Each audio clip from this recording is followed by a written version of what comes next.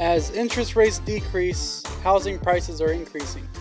Doesn't the total cost even out when you look at the amortization rate or schedule over the lifetime of the loan? Yes, correct. They are. But the other thing that you got to look at, so there's a graph that my partner put up and it said how much a house really costs over time. And right now is one of the cheapest times to buy it, even with higher prices and lower interest rates. And I think people are only using it's relatively low. I don't want to say a number, but it was a lot lower than your average.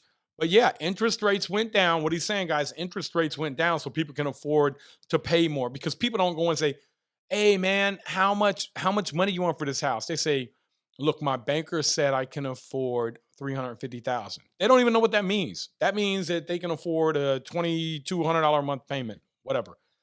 So what he's saying is interest rates go up, will the house price go down? Well, it could, but we're talking about buying and holding. So I'm not worried about selling it. I'm worried about rent. Rents will not go down because what happens is even if interest rates go up, rents are going to go up. There's going to be less people that can afford to buy the house. There's going to be less people that are selling. Say, I ain't selling. I'm not taking a loss on it, right? Then what another key part of that you have to understand what the government has to do is create inflation. So if they come in, they give everybody $15 an hour minimum wage, that's going to create everybody. Like I'm already giving, I already see it, I already feel it. So I went to my guys last week and they had to review in January. And I said, hey man, I'm giving everybody a raise. They were like, why? I was like, because man, you need it. And they were like, why? I said, man, because you guys are working hard, number one.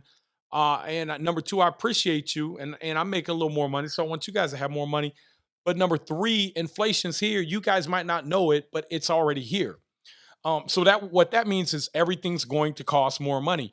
Go back and study the graphs in the late 70s and the early 80s. Have a rental property that ended up being a money pit.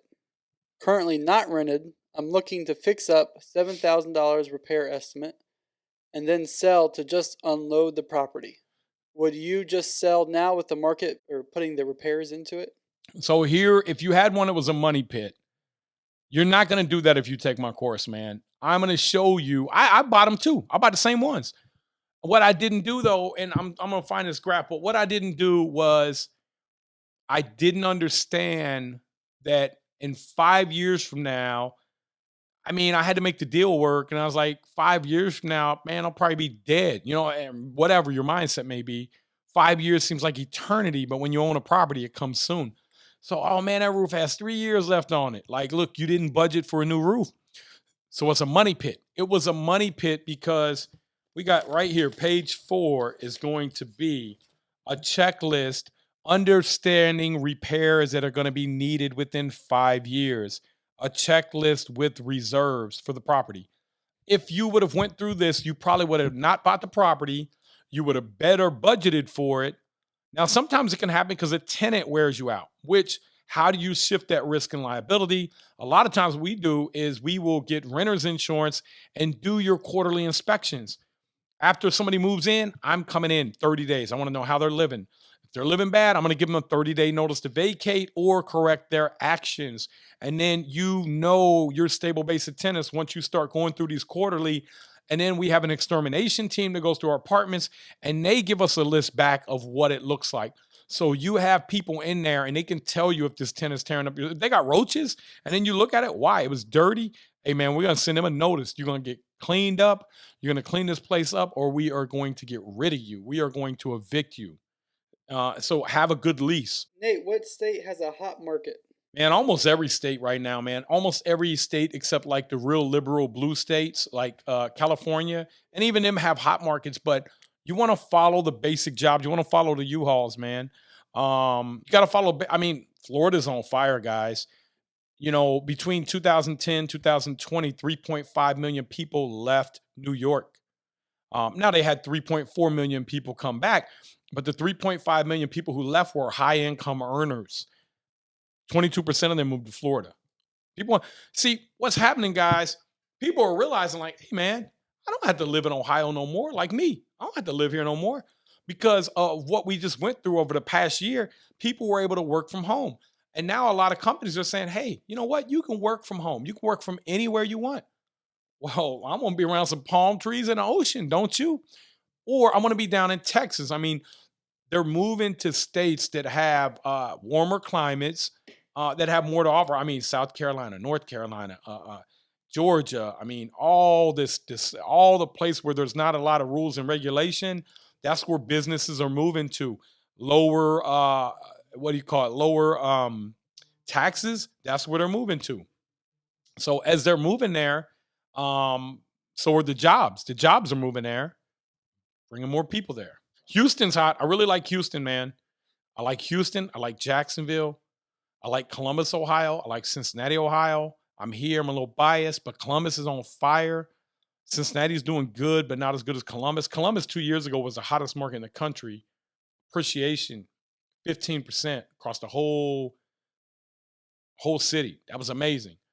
But Houston, Dallas, Austin, I mean, almost any city in Florida is on fire. What is your opinion of getting into short-term rental vacation rentals in Florida? I think it's great. If you have the capacity to manage that, problem for me is I got so much going on. I can't, it ain't worth my time. But if you can do that, you can make a ton of money because there's not enough places down there in Florida. And people want houses, especially if you got one with a pool, you're close to the beach. Yeah, man, you can crush it over there. I mean, I was looking to rent one down in the Keys for a couple months, man. It's like 18,000 a month. I'm like, man, I'm ain't got nothing for 5 or 6,000. No, I ain't talking about no real nice stuff either. I'm talking about just normal houses, man. They're expensive. And if you get one and you get one nice enough, Marriott has this brand called Marriott Villas. So you can use their booking site to book that house and you can get $400 or $500 a day and book it through the people that go to Marriott's site. There are some brand standards. As you guys know, I do own hotels, but I think that that's very smart, intuitive, what Marriott's doing. So I don't know what you got to do to get started, but look into it, man. By all means, whatever you have to do to hang on to these assets right now, do it, man. $3 million knowledge. Gotta love it, man. Absolutely, man. Because you know why? Because I want you to be rich, man. Because I grew up poor and I know what that's like. Look, man, I don't want you to have to eat Little Debbie's, man. I want you to be able to afford Hostess. I remember I could never afford Hostess, man. You get a whole box of Little Debbie's for like 69 cents and you get one Hostess be like $2.39. You'd be like, man, what's the difference? It's a difference, man, the taste. But I want you to be able to afford Little Debbie's. But really, man, what I want you to do is not have to struggle with money and finances. I want you to understand what I was able to be fortunate enough and blessed enough to learn, and I was self-taught. That's why I want to get back to you guys because there's so many people that say, I can't do it because, my family's poor, because of ethnicity. Look, man, who cares? Do you know that 88% of millionaires are self-made? So look, they didn't start off with money. 90% of them made their money in real estate. So that's what I want you guys to do. Make sure you hit the like button, subscribe to our channel, Nate Barger on YouTube, and hit the bell, and you'll be notified on any new videos that come out.